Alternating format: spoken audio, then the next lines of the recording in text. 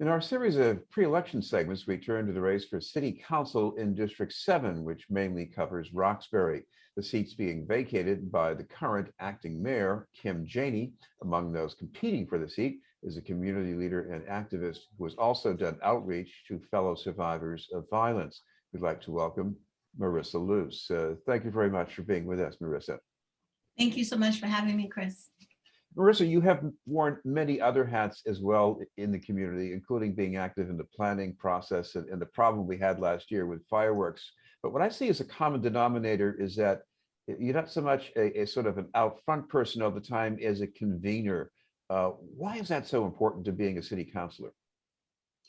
I think that that's critical to being a city councilor because you are representing the constituents in your district. And so I think that it's important that you're connected. You're a person who's a connector, and not only a person who's connected, but you are connected to people, and you know where they stand on issues so that you can best represent them.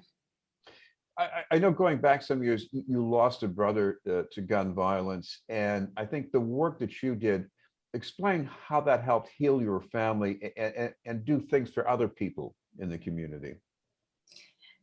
So in 2006, we lost my brother Herman Taylor III to gun violence, and at that particular time, you know, we lived in this perfect bubble, and that bubble burst when he was killed. And so for us, thankfully, the Peace Institute was a refuge to our family, and really helped me with being able to transform my pain and anger into power and action.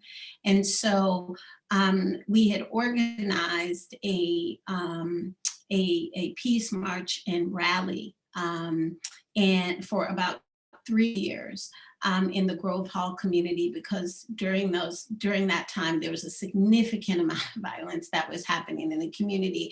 I actually had a student who was also impacted and thankfully did not lose his life. And so for us, you know, organizing that event really helped us with being able to connect with all of my brother's networks and other communities that he was participating in, and that started us on a path toward healing. It's been 15 years actually on July 12th since he was murdered, and it's still a journey toward healing, because you just never really ever get through that.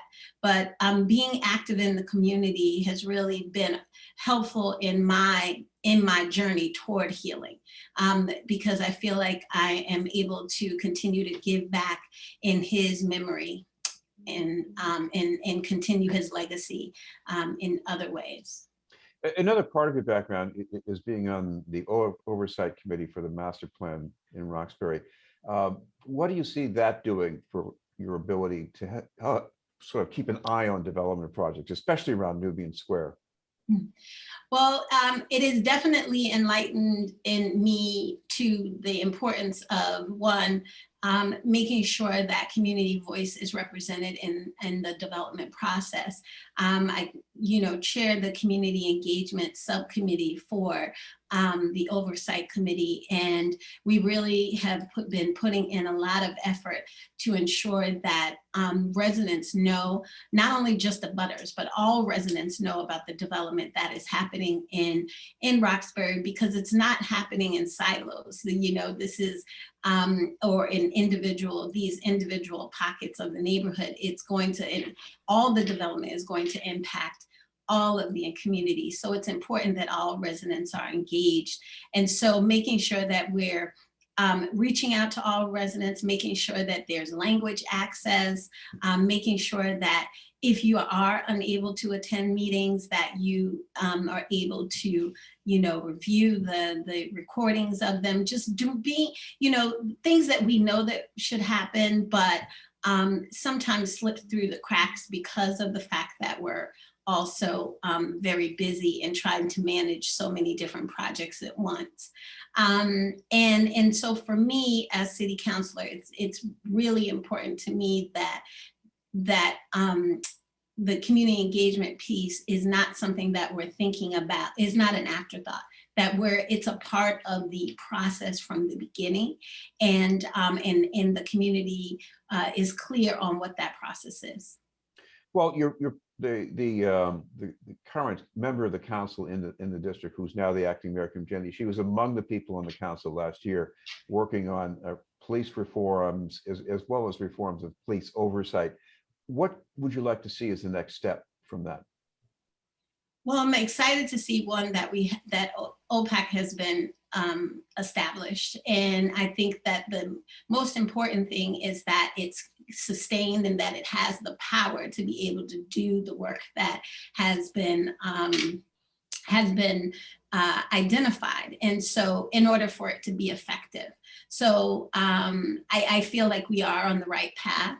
It's just making sure that that office is able to do the work that they need to do and continue to have the resources and to be effective. Well, the city now has more leeway to get developers to set aside more units as affordable housing. How far would you like the city to take that? Well, one, I would like to ensure that it's going to be reflective of the district, of District 7 specifically. Oftentimes, a lot of these projects are not reflective of the need. And so I think that it's going to be really important that we have not only create affordable housing, but create housing that helps to create stability for families. I know that one of the other things that was also worked on by Kim Jenny was the free bus service. And of course, Michelle Wu was a great champion of that as well. What about the idea of free service? Is that the way to go, or should we be looking across the board at some kind of a discount in certain areas? I think that it's always a great idea to have a pilot and to be able to see how effective it is and what are ways to improve upon it. I am applauding this effort of this free service. One, because I also think about the students. Also being a student, a Boston Public Schools student who had to take public transportation. We have kids who have to not only get on a bus, they have to get on a train, and their commute is long, as well as for working class families as well.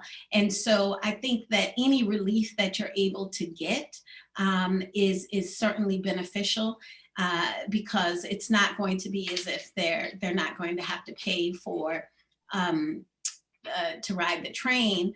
So any relief is helpful. We have students going back to school in September for real, but there are concerns out there about the students who are not vaccinated, the variants going around, and school buildings. Anything you'd like to see to make that work?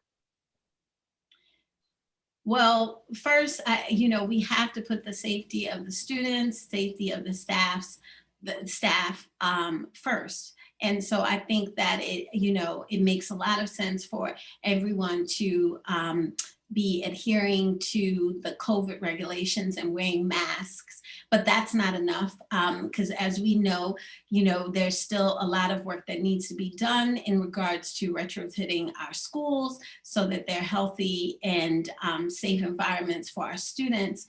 And so I think that it's important for us to make sure that we're spending this time between now and September to ensure that all the schools are going to be safe for students to return, and any of the needs that need to be addressed, they can be, but we have a tight window.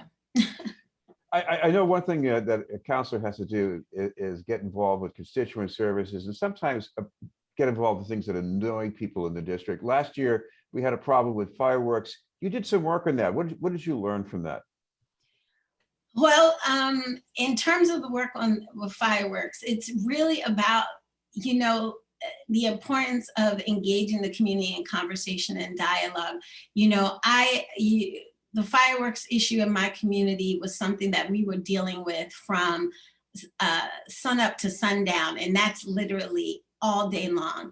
And so for me, what I wanted to do is not make assumptions about why people were lighting fireworks. I really wanted to engage my community around having conversation about why this was happening.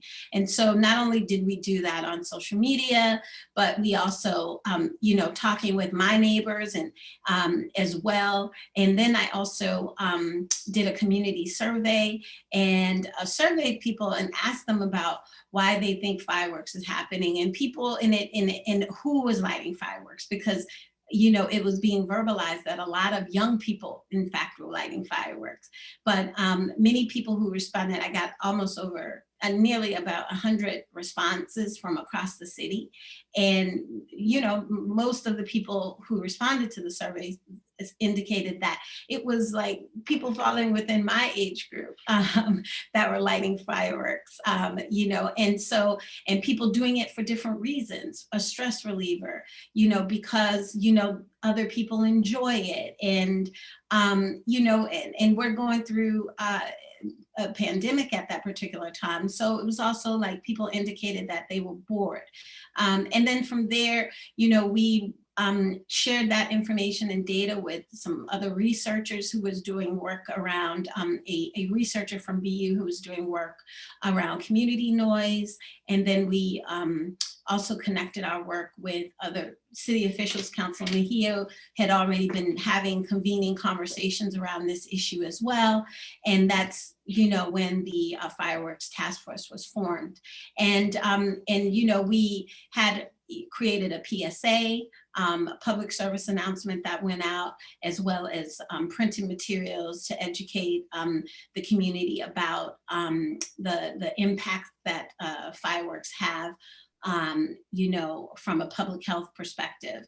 And really, I really feel really proud about that work, but there's more work to certainly do in terms of raising awareness, but also just in terms of being able to provide the necessary supports for enforcement, right, around fireworks. Well, something seems to have improved the situation anyhow. Thank you very much for taking the time to be with us. Thank you. Thank you for having me. It was Marisa Luse, candidate for Boston City Council in District 7. We'll have more news in just a moment.